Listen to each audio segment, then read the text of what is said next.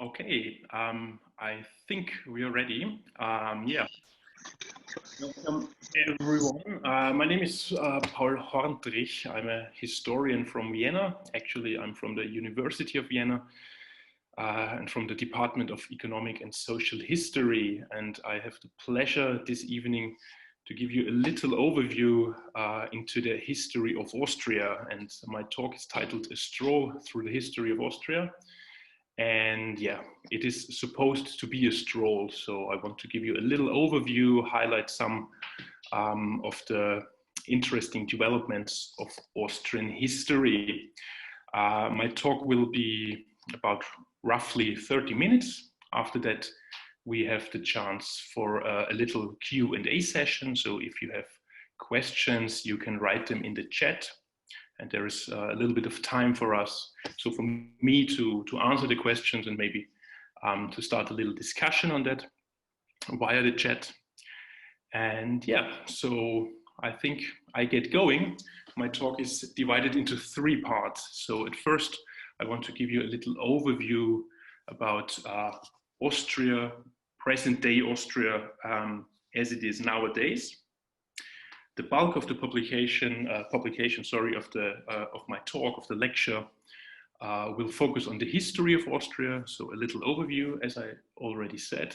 And in the last part, I want to discuss the question of whether there is something like an Austrian identity. Okay, so I start with my first part, a little bit of general information on Austria. So what are we talking about when we're talking about Austria? It is a rather small country located in the middle of Europe, in the heart of Europe, one could say. You see it here in red, with red, white, red as official flag. And I wanted to start with this slide because the geographical position of Austria is really important, and it always was important throughout history. So if you look at this map, you see it really located in the middle of Europe, in Central Europe. And that gives Austria the opportunity or the chance to be between the West and the East, so to speak. And this geographical position, as we will see, has always played a big role in Austrian history. Another interesting aspect, maybe just to mention it, for every one of you who is from Egypt today here, Austria is in Europe, of course, but actually it's not that far away from Egypt. So if you take a plane, it's just 3.5 hours to go to Austria. So it's not a long trip. Okay, Austria today. It is a democratic republic since 1918, and the capital is Vienna. And I'm aware that there is in Egypt a very famous song about Vienna and about the pleasures, the beauties of the city. You see a map here of Austria as it is divided nowadays. So it consists of 9 federal states. And in the east, you see Vienna. Vienna is one federal state, and at the same time, the capital of Austria. And it's the biggest city of the country, with about 2 million people living there. Some words on the structure of society. So if we are talking about Austria today, we're talking about a population of 9 million people. So that's quite a small country, as I said. However, it's a very colorful society. So 17% of all the people that are currently living in Austria are foreigners. So yeah, that really makes for a very diverse, very colorful society. And maybe an interesting side fact is that Islam is an officially recognized religion in Austria since 1912. And this makes Austria one of the first European countries to officially recognize the religion of Islam officially. That is something most people do not know, but Austria really was amongst the first countries to do this. Why this is the case, we will see a little bit later if you take a closer look at the history. Okay, if we are talking about Austria, I wanted to emphasize where the word, actually the terminology Austria comes from. So why Austria? The word derives from an old German word that was used during the Middle Ages, and that was Österreich. And if you take a closer look at this word, we see that it consists of two parts. So the first part of the word is Ost, and that means nothing else than east or in the east. So that is a geographical position. And Riechi is the second part of the word. There is also the word Reich in modern German. It still exists. It's still used, and it means something like land or realm or empire. So to sum up, the meaning of Austria, if you combine these two parts, is nothing else than land in the east. Okay, this was a little bit general information, and that brings me to my second part, the history of Austria. If we're talking about the history of Austria, one might wonder, when does it start? Because Europe, of course, has a long history. And of course, there were always people living in the territory that is now Austria. But the Austrian history as such starts during the Middle Ages. And for a long time, actually for hundreds of years, there have been two important royal families who really shaped Austrian culture and Austrian history. And the first of them were the Babenbergs. So it was a royal family originally from southern Germany, but they came to the region that would later become Austria and started to rule there. So this was in the 10th century during the Middle Ages, and they ruled until the 1240s. So that is approximately 250 years or so. And what did they do during that time? So why do I mention the Babenbergs? They really laid the foundation for modern Austria. So they extended the territory, they built cities, they built infrastructure. And two important things happened under their rule. The first is that the word Österreich, which would later become the name Österreich in German, or Austria, was first mentioned under the Babenberg rule in 996. And you see here the original document was a political document where you found the name Österreich for the first time. So you see that here in the corner on the right side. For those of you who can read it, it's a very old handwriting, but that is the first mention of the name of the country. And the second important thing that happened under Babenberg rule was that Österreich, as a country or as a nation, if you want to call it that way, became independent from Bavarian rule. So it started to be a country on its own. Here I have a map for you to put this into a little bit of context. So we see here present day Austria, and you see a territory in this deep red color, and this was originally Österreich. So a very, very, very small part in the east of Austria. So everything started in this deeply red area. And over time, the Babenbergs, as I said, expanded the territory. You see this other shades in this brownish color, and the country became bigger and bigger over time. But this really is where it all began. Okay, the second very important and hugely influential royal family that shaped Austrian history were the Habsburgs.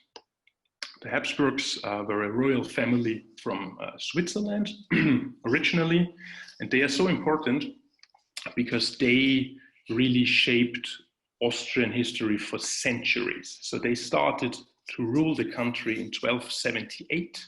So that is during the Middle Ages, all the way up to 1918, until the beginning of the 20th century. So that is a rule more than 600 years. You see two gentlemen here. The first is Rudolf I. So he began ruling Austria as the first Habsburg.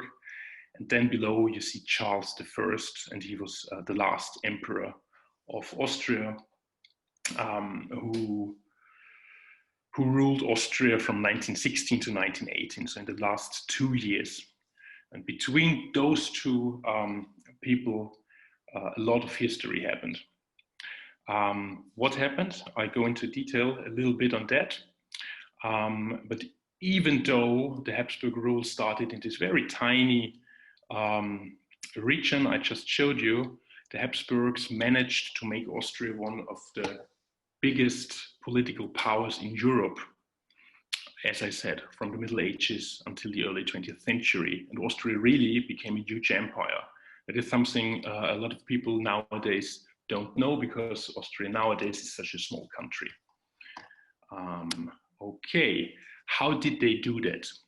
So I don't want to tell you about wars and crusades and stuff like that.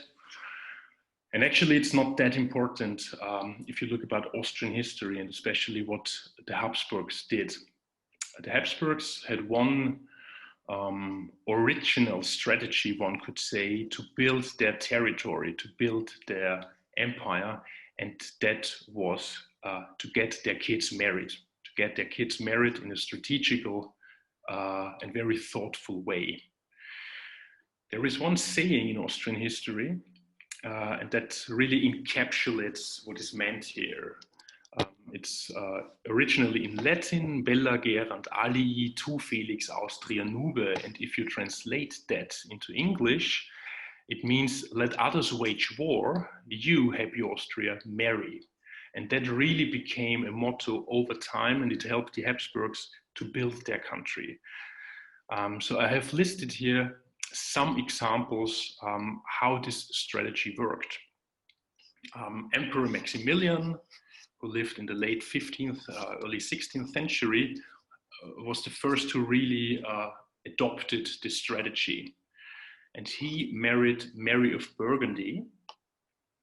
And the outcome of this marriage was that the Austrian Habsburgs inherited the territories of Burgundy. So that is what nowadays is the Benelux countries, especially the Netherlands. And you see that on the right side. So you see at the top, the first map before that marriage, and the second one from above is the gains they made with that marriage. So this region in the north of Europe is Burgundy, the Benelux countries nowadays. So they inherited these territories with the marriage. And his sons, and even the grandson, did exactly the same. So Philip I married Joanna of Castile, and that brought them Spain and parts of Italy. So you see here the whole of Spain became a part of the Austrian Habsburg Empire, and also the south of Italy, so Sicily, for example. And then the grandson, again, Ferdinand I, did exactly the same. He married Anne of Bohemia and Hungary, and so they gained territories in East Europe. And this was really a clever strategy, because without bloodshed, you could increase your territory, increase your empire. Of course, the Habsburgs waged war. They had to a lot of times, but it was not their main strategy. Okay, what else happened under Habsburg rule? Over time, the Austrian Empire really became one of the major powers of its time. So to put this into a little bit of context, it became the second biggest empire. If we're talking about geography, second biggest empire after the Russian Empire in the 19th century. and the third most populated empire after the Russian and the German empires. One thing that is very important to mention is, of course, that the rule of the Habsburgs and the power outreach of Austria was focused on Eastern Europe and the Balkans. And you can see this, that of course, if you take a look at the map, so it became an empire, especially in these regions, Central Europe, Eastern Europe, and the Balkans. And there is one interesting aspect I want to mention. Egyptian history has some entanglements with the Ottoman Empire and Austrian history as well. So the Ottoman Empire was huge in the early modern period, and the Ottomans were able to gain control of, especially the territories in the Balkans, so countries like Bulgaria, Romania, what is nowadays Hungary, Croatia, Serbia, countries like these. What they actually wanted to do, they wanted to occupy the Austrian Empire as well. And there were two attempts to conquest Vienna, the capital, the first in 1529, the second a little bit later in 1683. However, both of them failed. But that means that the Habsburgs also had a lot to do with the Ottomans because they were direct neighbors and they were enemies, of course. And this aspect is also interesting because it explains where the Arabic word for Austria, al-Nimsa, comes from. So the Ottomans were based on the Balkans, as I said, and they occupied countries where the majority population spoke a Slavic language. And the Slavs, if the Slavs were talking about the German-speaking people, about the Austrians, they called them Nemets. And Nemets means he who can't speak, because of course they spoke German, the Slavs spoke Slavic languages, so communication was not possible for them. So Nemets means he who does not speak. This word then found its way, of course, into the Ottoman Empire because they were on the Balkans, and it became something like Nimsa in Turkish. And via Turkish, it then found its way into Arabic. So actually, al-Nimsa for Austria means something like he who does not talk and is of Slavic origin. So that is the etymology of that word. Okay, officially, if you really look at high politics, officially, the Habsburg Empire or the Habsburg rule became an empire, that means a Kaiserreich, in the 19th century. So there were always a lot of kings throughout the centuries, in the Middle Ages and in the early modern period. But then at the beginning of the 19th century, it really became an empire, and it stayed an empire until the end of World War I. So there was a little change in 1867. I don't want to go into any details here, but the empire was split up into two parts, into Austria and Hungary. So two independent countries that were united in one empire. That's a bit a tricky construction, politically speaking, but the empire lasted until 1918. I have brought you a map here, and you can see the Austro-Hungarian Empire in 1910. So that is 111 years ago. And you see how big Austria was back then. So you see in red all the German-speaking areas. So that is what Austria nowadays looks like, roughly. And then you see all the rest, especially in the south and in the east. And if you take a closer look, you will find that a lot of those territories are now independent states, of course. So Hungary is an independent state, but it was part of the monarchy. Transylvania or the Banat is nowadays Romania, for example. Galicia is nowadays a part of Poland or of the Ukraine. Then you find other regions in the south, what is nowadays Croatia or Bosnia, or also in present-day Italy. What the map also tells us is that this empire was very, very complex. It was big, and it was home to so many people. And that is why the contemporaries always spoke of, in German, so-called Vielvölkerstaat, a country of many people. So it was one empire, they had one Kaiser at the top, but actually there were people with dozens of languages, with dozens of traditions, and so on. So Austria, and that really is typical, was always a melting pot of the peoples, the languages, the cultures, and so on. And it stayed that way, as I said, until 1918. So World War I started in 1914, and it brought the end of the Habsburg monarchy then. Okay, what happened then? In 1918, when the monarchy had collapsed, the Republic of Austria was born for the first time. That is why it is called the First Republic. And of course, this was a much, much smaller country because the whole monarchy collapsed and all the parts said, hey, we want to become independent countries. The people from Hungary said, we want to have our own country. We want to be Hungary. And this principle applied to all the other people.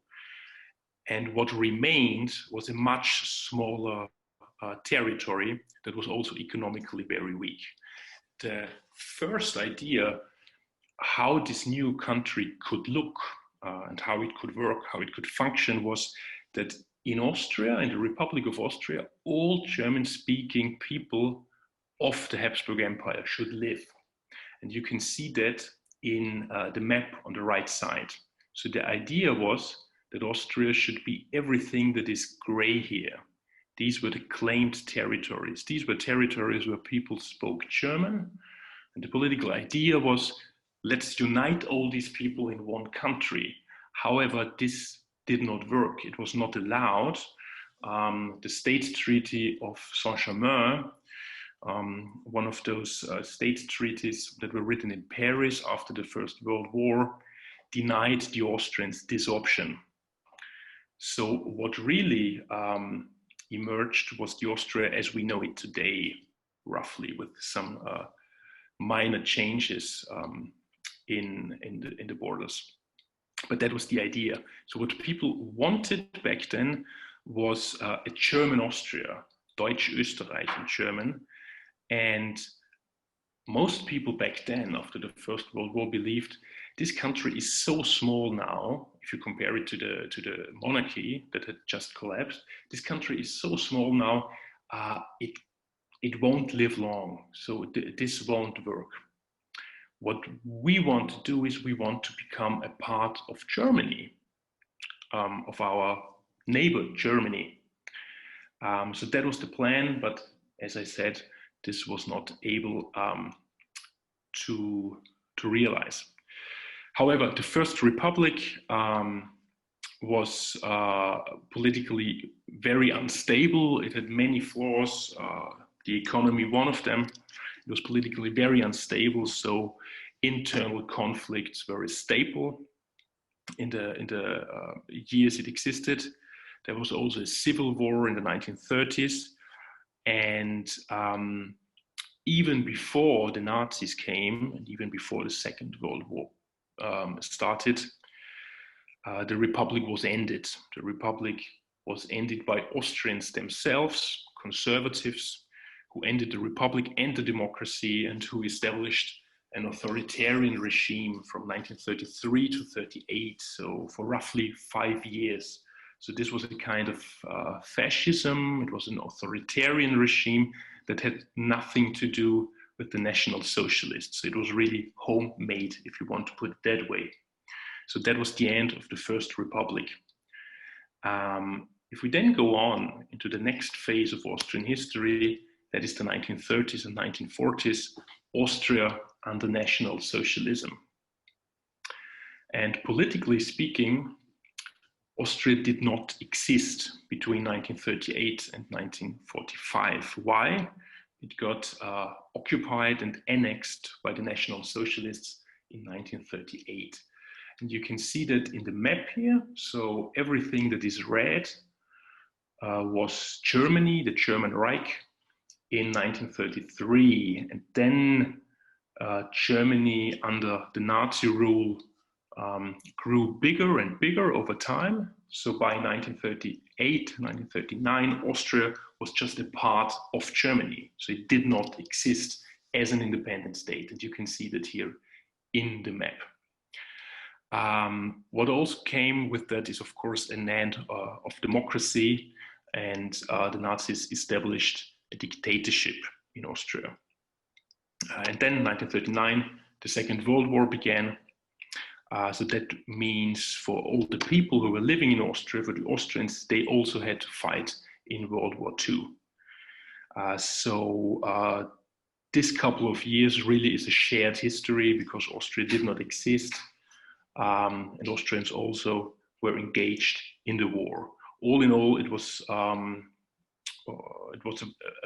black period of time, one could say, because many people died in the war. The country was immensely devastated after the war. A lot of things were ruined. So this really is a black chapter in Austrian history. Okay, the next phase, what happened then after the war? So as you know, Second World War ends 1945. Austria is re-established after the war, re-established in the form it nowadays has. So the form we know, what I just showed you on the map, that emerged after the Second World War in 1945. So it became a democratic republic again. However, it was not yet free because for 10 full years it was occupied. It was occupied by 4 countries. This was the United States of America, Great Britain, France, and the Soviets. And you can see that here on the map. Those 4 powers divided the country into 4 parts. So in the east, what is nowadays Lower Austria or the Burgenland, this was the territory of the Soviets. Then you had on the other side the Americans in Upper Austria and Salzburg, in the south in Carinthia and Styria, the British, and in the west of the country, that is for Vorarlberg and Tyrol, the French. So they just divided the country and occupied it for 10 years.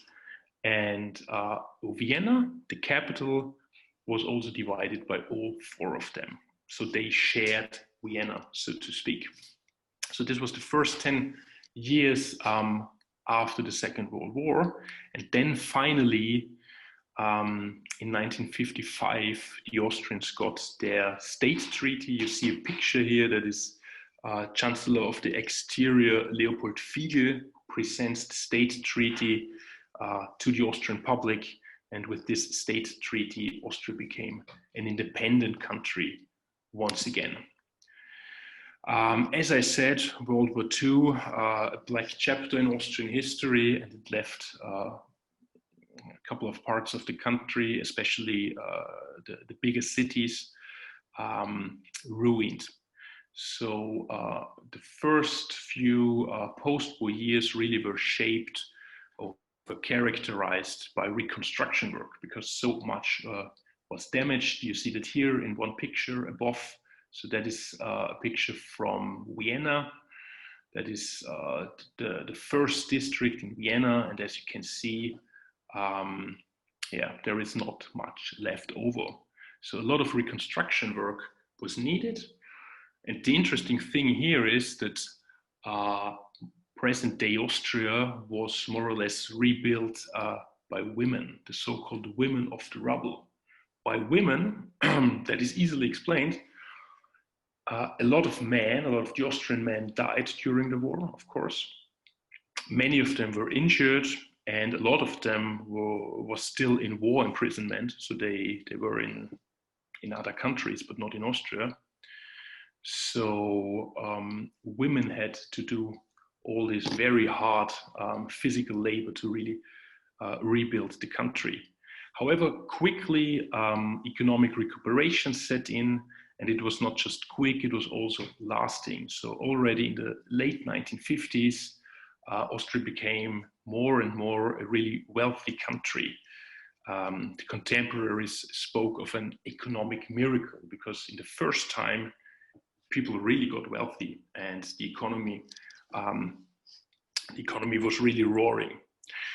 And over time, since the Second World War, Austria became a modern Western European country.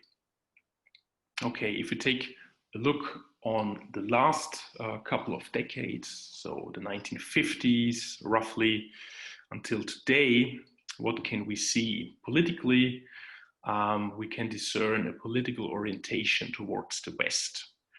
And again, here geography plays a role. Austria was bordering Eastern European countries like the Czech Republic, for example, or Hungary, countries who were under Soviet influence. And then came Austria, and then the rest was Western Europe, more or less, if you want to put it that way.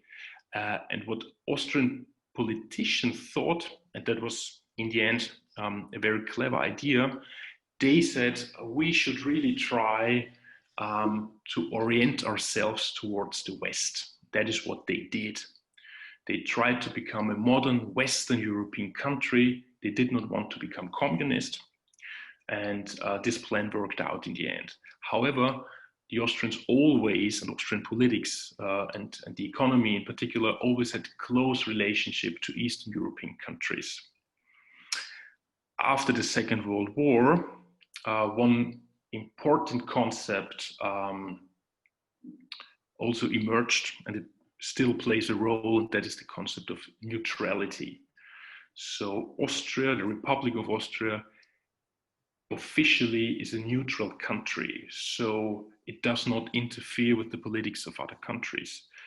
And that gave Austria the opportunity to become very important in international diplomacy. Just to give you one example, the United Nations, for example, they at the moment they have 4 headquarters spread around the world. So one is in New York, the other one is in Geneva, one in Vienna since 1980, and the 4th is in Nairobi in Kenya. And of course, that is something worth mentioning, because Austria is such a small country, but it really began playing an important role in international politics after the Second World War. And yeah, one of the last steps, but a very important one, happened in the 1990s, because in 1995, sorry, Austria became part of the European Union. And as I mentioned several times, due to its interesting geographical position, it always had these close ties to Eastern Europe, and Austria is still one of the main investors in Eastern European countries and the Balkans. Okay, and that brings me to my last part, actually, about Austrian identity. So I have been talking about Austria now. Is there such a thing, such as an Austrian identity? And if you take a look into history, then you have to say, for the longest time, no. People in this country were not feeling Austrian. They had no Austrian identity. On the contrary, regional identities played a much bigger role. So people would say, I'm from Vienna, that is important for me. I'm Viennese, but Austria, yeah, that's maybe the country I'm living in, but that is not important for me. Or I'm from Tyrol, for example, I live in the mountains, that is important for me, but Austria, what's that? Another important factor, of course, was religion or also position in society. People would say, I'm an aristocrat, or I'm a part of the bourgeoisie, or if you're a farmer, a land worker, then you would be a part of the peasantry, and that would be important for your identity. But people, for the longest time, would not say that they are Austrian, as they say it nowadays. So when did this start?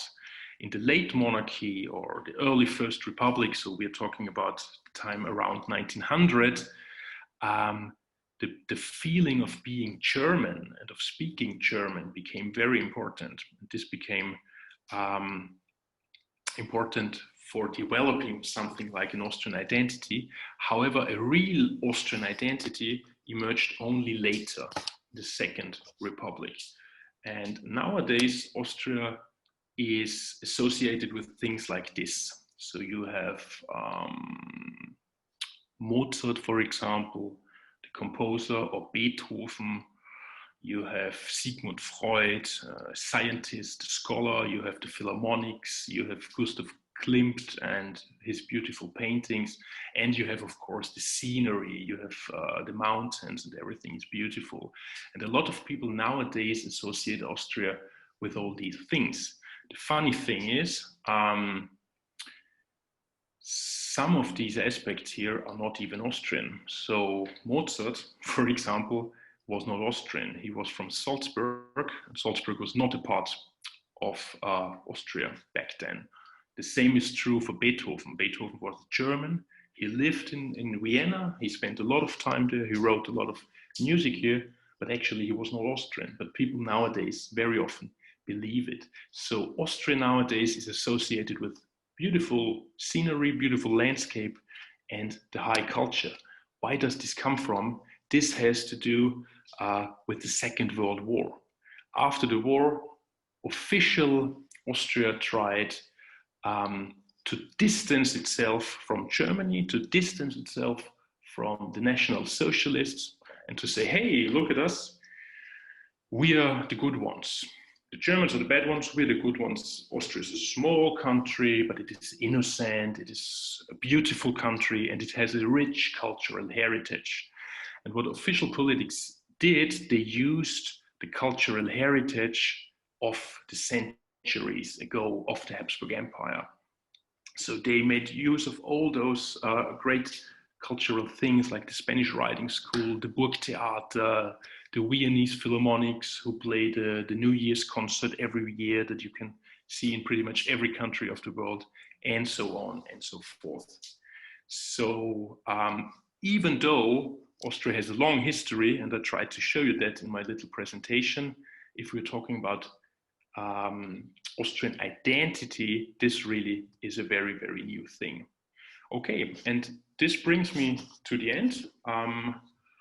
I hope this was of interest for you, and I think now the time is ready then for some of your questions. Thank you very much for your interest.